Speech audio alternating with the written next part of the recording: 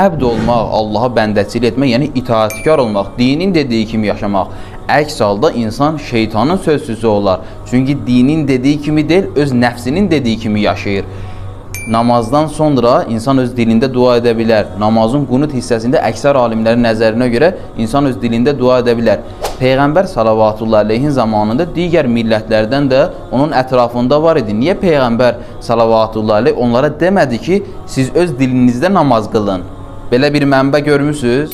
Namazın zikirləri, ayələrində dəqiqlik, düzgünlük var. Hər hansı dilə tərcümə olunanda onda naqislik baş verir. Ona görə ərəb dilində zikr olunmalıdır. Və bu, bütün İslam ümməti arasında bir vəhdətin, birliyin nişanəsidir. İmam Sadiq əleyhissalama da bu sualı verirlər. Ağa buyurur ki, əgər belə olmazsa, Quran və Əhl-i Beyt Peyğəmbər sallallahu əleyhin getdiyi yol unudulacaq.